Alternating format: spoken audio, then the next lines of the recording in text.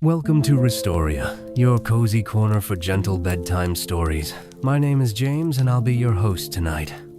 Every night, we bring you peaceful tales designed to calm your mind and help you drift off into a deep, restful sleep. So snuggle in, close your eyes, and let the story begin. The story tonight is called The House of Eternal Flames. Chapter 1. The House Above the Clouds. Solon walked until the road thinned into a trail, and the trail blurred into nothing but soft grass and mist. Their boots were heavy, with the long journey days of climbing hills draped in rain, nights spent curled beneath dripping trees, mornings where the sun never quite broke through the clouds. But they walked on, past fields of silver grass that bent like sleepy dancers, past trees whose branches seemed to hum in the hush, past stones worn smooth by time, as if the mountain itself had forgotten when they first landed there. The air grew thinner, but not cold. It smelled faintly of smoke and cinnamon warmth on the edge of the breeze. And then, through the mist, Solon saw it. A small house, its stones mossy, and its roof stitched together with old thatch and newer patches of tin. No sign swung above the door, no path led to it. It was just there, waiting quietly atop the gentle slope. From the chimney, a slender thread of golden smoke curled upward, vanishing into the sky. Solon approached slowly, boots crunching on the soft stones that paved the last few steps. The door was slightly ajar. A warmth, deep and steady, poured out like a sigh. Solon hesitated, then pushed the door open. The inside smelled of cinnamon, pine wood, and something sweeter still, a smell like childhood dreams tucked between folded quilts. The first thing Solon saw was the fire. It burned low and golden in the hearth, its flames gentle, dancing without rush or roar. It didn't crackle loudly. It hummed, a sound like breathing made of light. The hearth was wide and made of river stones, their edges worn smooth. Above it hung a simple wooden plaque, carved with 2 words, "Welcome home." Solon stepped inside, letting the doors sigh closed behind them.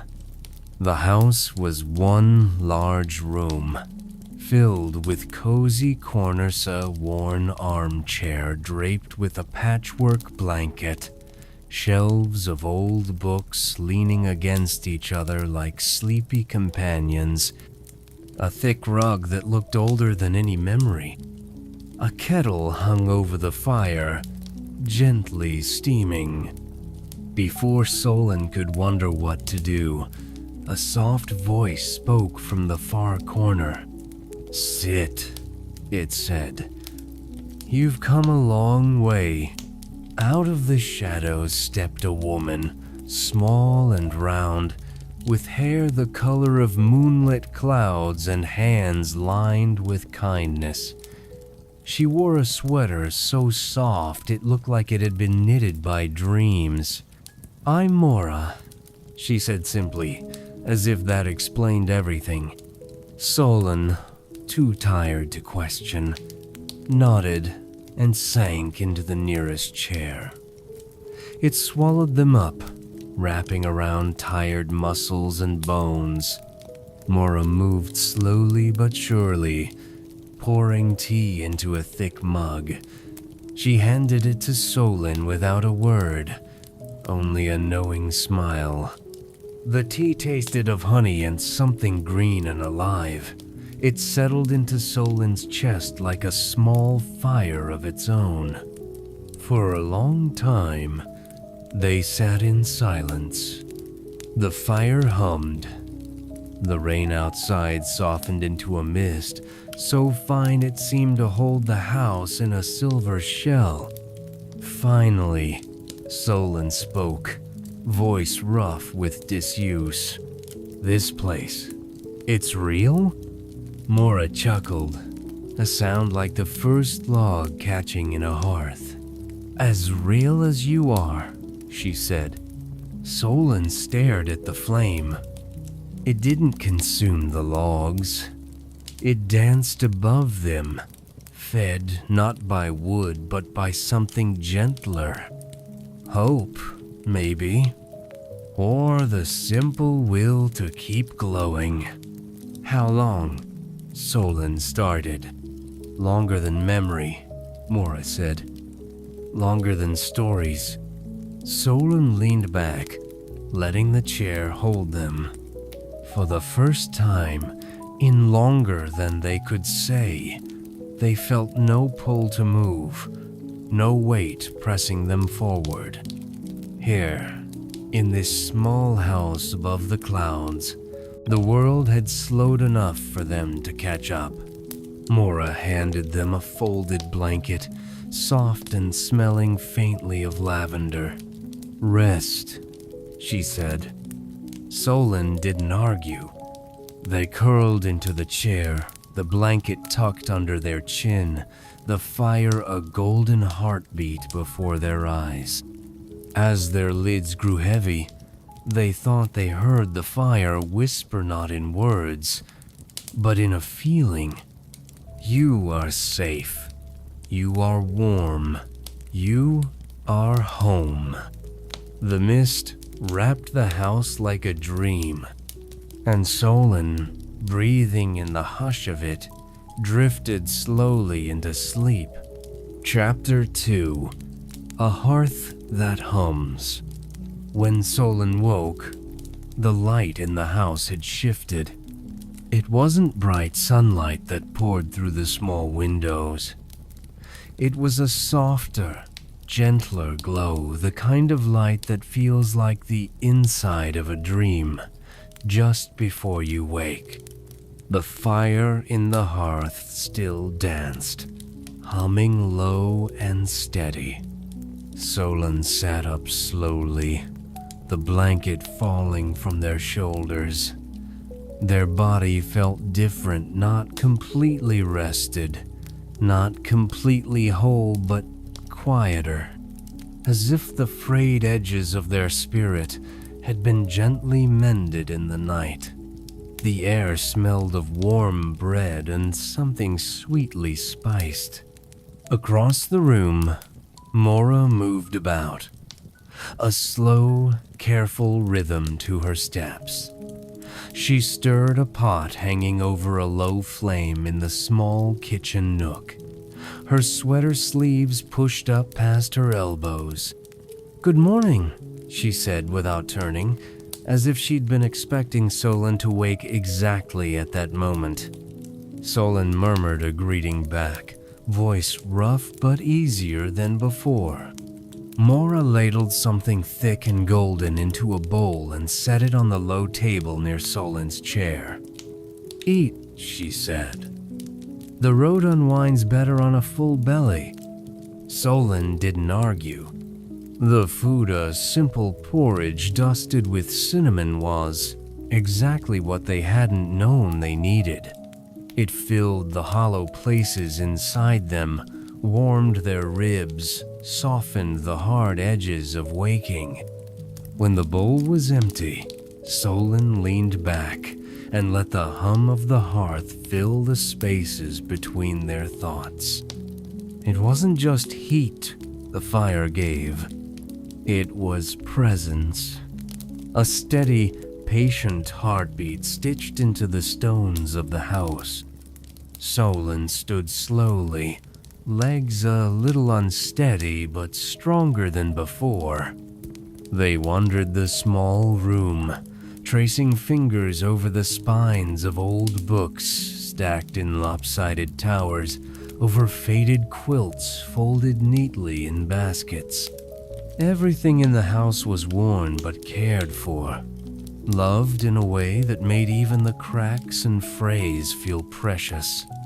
Above the mantel hung a row of small lanterns, each no bigger than a cupped hand. They glowed faintly, though no flame danced inside them. Mora noticed Solon looking. "Lanterns for the road," she said simply, "for when the stars feel too far away." Solon smiled.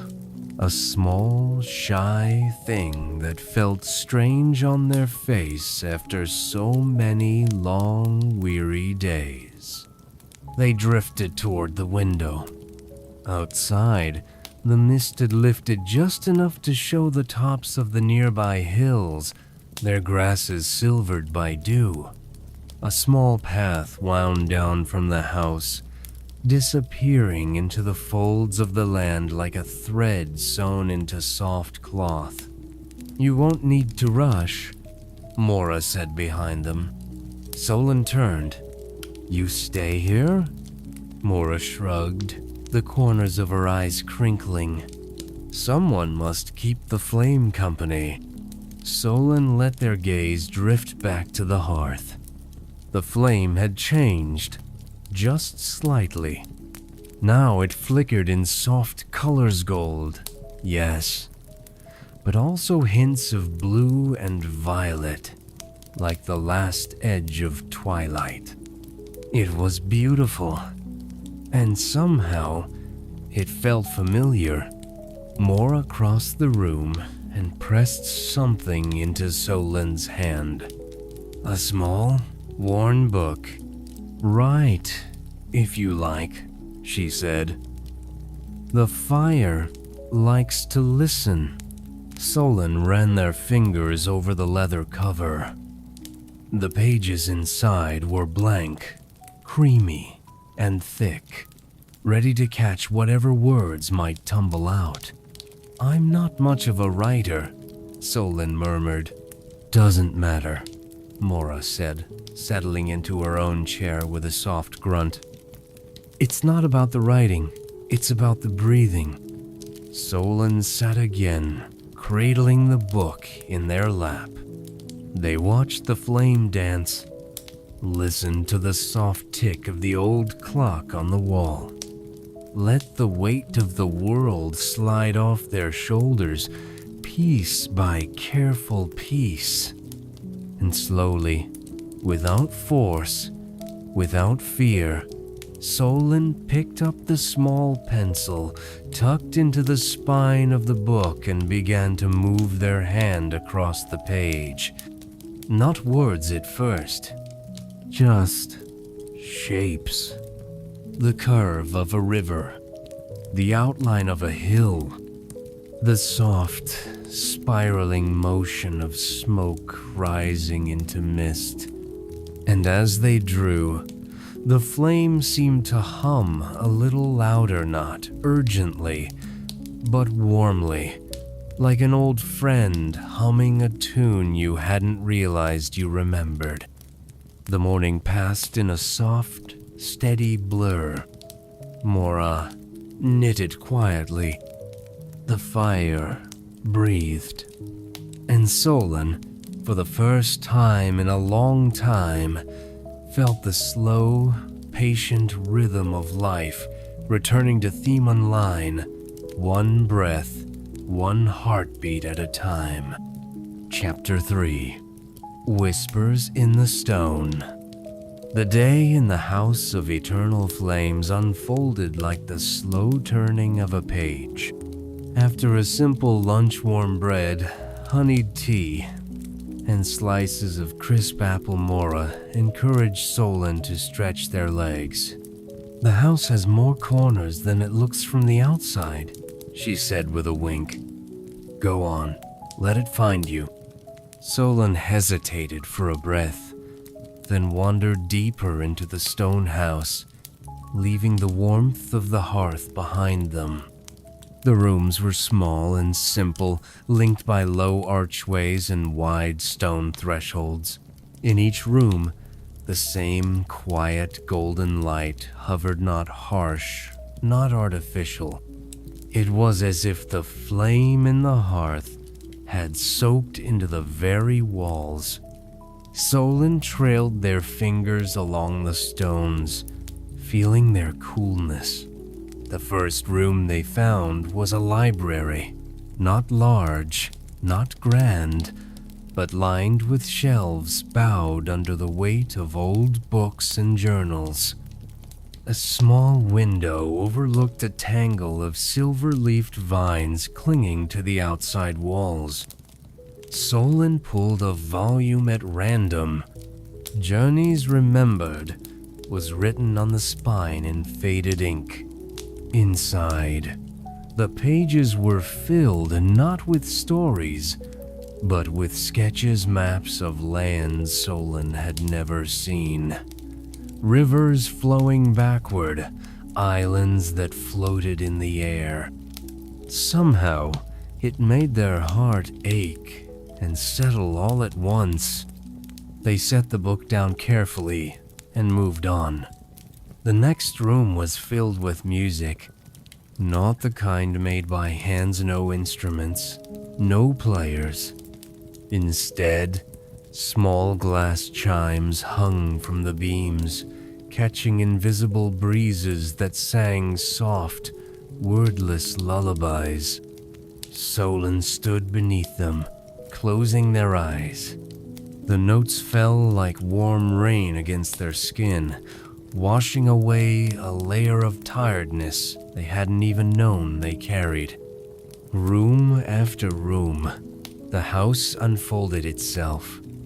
A room filled with woven baskets of dried herbs.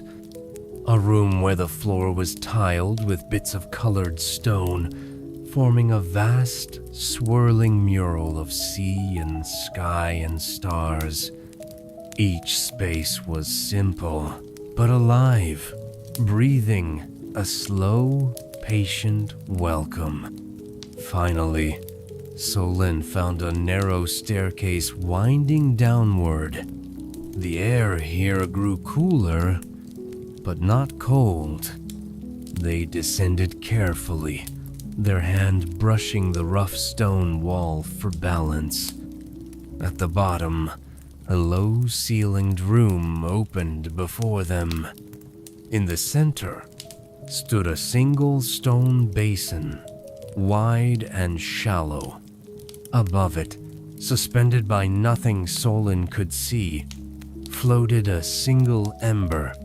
It glowed not brightly, but steadily, a soft core of golden light that pulsed in time with something deeper than heartbeats. Solon stepped closer. The air around the ember shimmered, carrying a faint scent of pine and rain and something sweeter still, like the memory of laughter. In the stones surrounding the basin, words had been carved. Hope burns quietly. Solon stared at the ember, feeling its gentle warmth wrap around them. It was the heart of the house.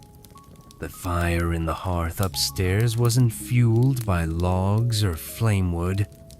It was fed by this slow, stubborn light of hope that asked for nothing, demanded nothing, and simply was.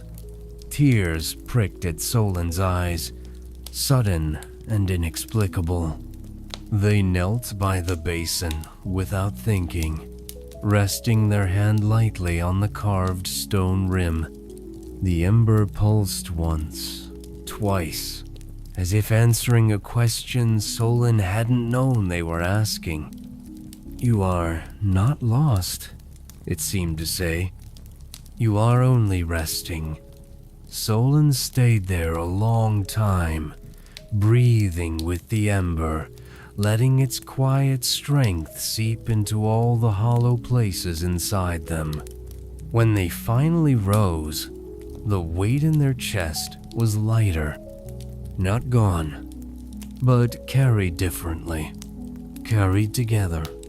They climbed back up the stairs, the soft hum of the embers still vibrating in their bones. Mora sat by the hearth, knitting a long scarf of deep blue yarn that pooled at her feet like a piece of the night sky. She glanced up and smiled without asking anything. Solon sat beside her, pulling the little blank book from their pocket. They opened to a fresh page and wrote 3 words, careful and slow. Hope burns quietly. And for the first time since they could remember, the words felt true. Outside, the mist thickened again, wrapping the house of eternal flames in a soft silver cocoon. Inside, the fire hummed. Inside, Solon breathed. And the house, steady and warm, breathed with them. Chapter 4. The Knock at Dusk. Evening settled over the house of eternal flames, soft and sure. The mist outside thickened until the house seemed to float in a sea of silver. Inside, the fire hummed low, casting a golden glow against the stones and making the whole room seem to breathe. Solon sat curled in one of the armchairs, the soft wool blanket draped around their shoulders, the little leather book open on their lap. They had written more throughout the afternoon, small, careful lines that weren't exactly poems or stories, just thoughts caught like fireflies. Mora hummed a wordless tune from her chair by the hearth, her knitting needles clicking softly in rhythm with the crackle of the flame. It was a peace Solon had not known they needed until they were inside it. They leaned their head back, eyelids drooping, letting the warmth of the house soak into them. The hum of the flame felt almost like a heartbeat now, steady and patient. Thina knock. Soft, but certain. Mora looked up, her knitting pausing mid-stitch. She gave Solon a small, knowing smile and rose slowly, setting her project aside. She crossed the room without hurry and pulled open the heavy wooden door. A figure stood in the mist. Not tall, wrapped in a cloak that dripped with dew, their hands clutching a small pack against their chest. The traveler's face was tired, bone-deep tired, the kind that no sleep could fix in one night. Their boots were worn to nearly nothing. Their eyes held the wide, startled look of someone who hadn't seen a hearthlight in too long. Without a word, Mora stepped aside, holding the door open. The traveler hesitated only a moment, then stepped inside. The warmth of the hearth seemed to reach for them immediately, brushing against their soaked clothes and weary bones. Mora helped them out of their cloak, hanging it carefully on a peg by the door. "Tea?" she asked, her voice low and kind. The traveler nodded. Solon watched from their seat, feeling a thread of recognition twist in their chest. Not of the traveler themselves, but of the feeling wrapped around them. The feeling of arriving somewhere you didn't even know you were searching for. The traveler settled into a chair across the hearth from Solon, wrapping trembling hands around the mug Mora placed before them. For a while, no one spoke. The fire filled the silence easily, its soft breath weaving them together. Solon smiled, small and shy, across the flames.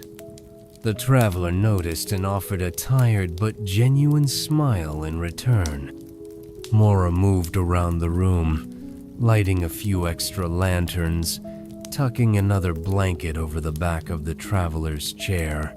She asked no questions. She simply made space.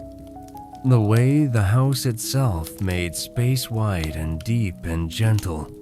Later, after the tea had been sipped and the fire had sunk lower into a bed of golden coals, Mora handed the traveler a small, folded bundle. "Sleep," she said simply. The traveler nodded, rising with slow movements, following Mora to a small side room. Solon hadn't noticed before a room with a narrow bed tucked beneath a window fogged by the mist. When Mora returned, she found Solon still sitting wide-eyed by the hearth. "It finds them," Solon said softly, voice rough with wonder. "The ones who need it." Mora settled back into her chair with a quiet sigh. "Always," she said. "The flame calls, we just listen." They sat together, watching the last embers of the evening. Outside, the mist curled tighter around the house, as if protecting it. Inside, the fire hummed on. Hope, small but stubborn, glowed in the stones, in the old wood, in the soft breathing of two travelers who had found, if only for a little while, a place to rest. Solon leaned back into the chair, the little book slipping closed in their lap. They breathed in the scent of wood smoke and old wool and something sweeter, still something like belonging. The night wrapped itself around the house like a quilt stitched by gentle hands, and the house of eternal flames kept watch, steady and sure. Chapter 5. Stories by Firelight. Morning came quietly to the house of eternal flames. The mist still hung outside, silver and soft, but inside, the hearth was steady and warm. The fire's low hum threaded through the stones and timbers like a familiar song. Solon rose early, stretching under the quilt, feeling the lingering ache of travel slowly lift from their muscles. They padded softly to the hearth where Mora already tended a small pot of porridge, her movements slow and unhurried. Across the room, the traveler sat curled in a chair, still wrapped in the heavy wool blanket Mora had given them. They looked better not fully rested, but less brittle, less lost. Mora served breakfast without ceremony, porridge sweetened with honey, slices of warm bread, mugs of strong, fragrant tea.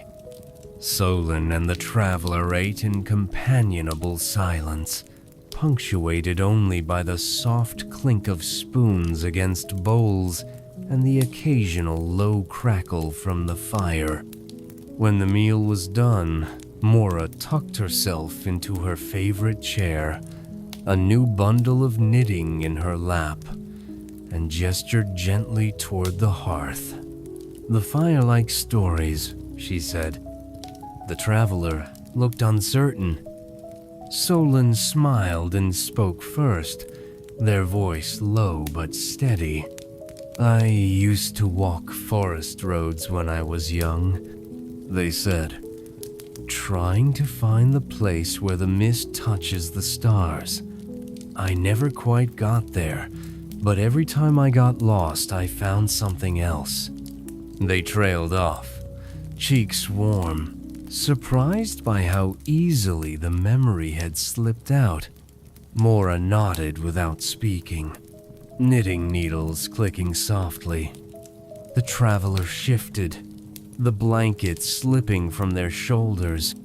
"I used to sail," they said finally, their voice rough like unpolished stone. "Not big oceans, just small lakes, lazy rivers. I always thought I'd keep moving, keep chasing the next current." They stared into the fire. "I didn't know it was possible to get tired of moving until I couldn't stop." Silence folded around them. Not heavy, not uncomfortable. Just space, room for breathing, for remembering. The flame in the hearth flickered higher, casting long, slow shadows across the stones. Solon turned to the traveler. "Do you think," they asked carefully, "the fire remembers?" The traveler blinked, caught off guard. Mora looked up from her knitting and smiled. "Of course it does," she said. "It remembers all of us. Our small moments, our lost roads, our hopes we barely dared to name."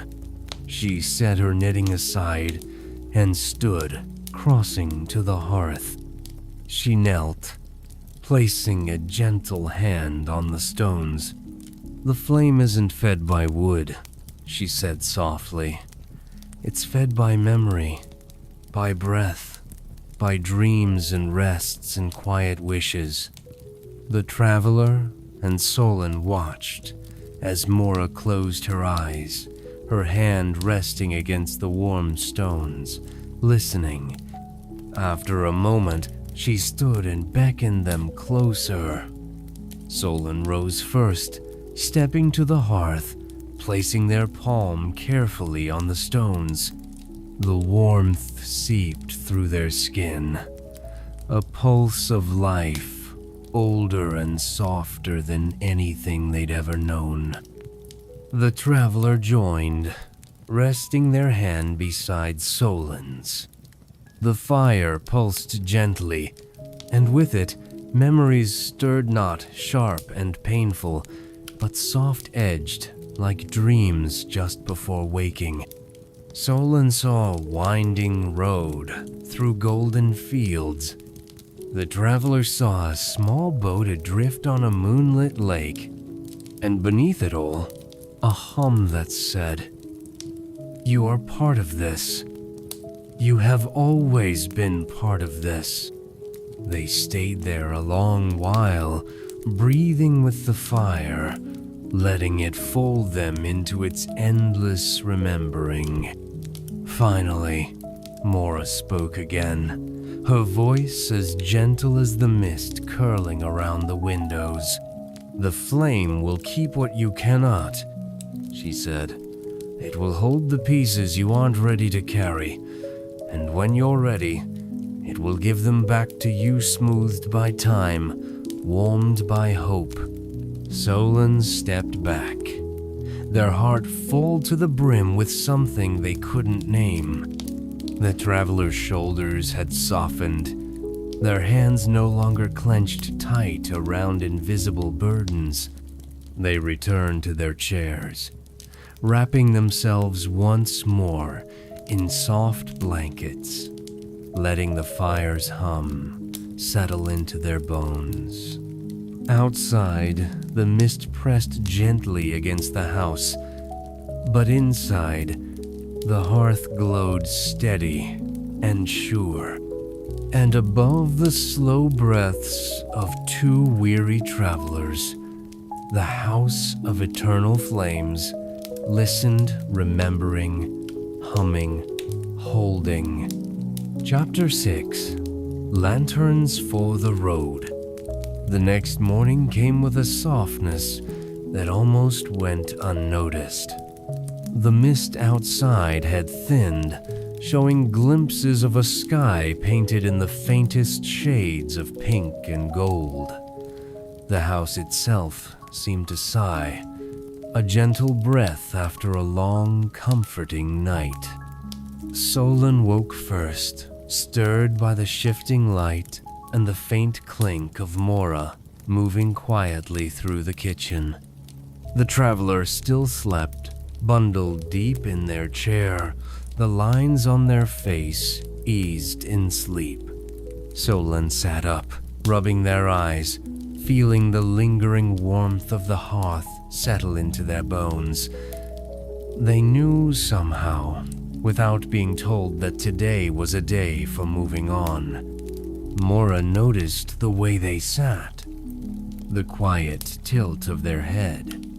She smiled and nodded. When the mist lifts, she said, "The road calls." Solon's heart stirred, part sadness, part readiness. They had rested. They had remembered how to breathe. It was time. After a breakfast of thick porridge and fresh berries, Mora gathered 2 small bundles and placed them carefully on the table. Each bundle was wrapped in soft cloth and tied with a simple piece of twine. "Gifts for the road," she said. Solon and the traveler each took a bundle, unwrapping them with careful fingers. Inside, nestled in the folds of cloth, lay a small stone lantern, no taller than Solon's hand. Each lantern was carved with delicate care-swirling patterns that caught the light even without flame. At the center of each, a single ember floated a tiny, steady glow that pulsed softly like a heartbeat. Solon gasped, the sound catching in their throat. The traveler cradled theirs in both hands, staring in silent awe. "A piece of the house?" Mora said. "A piece of the flame." Solon looked up, words catching on their tongue. "But how? Won't it?"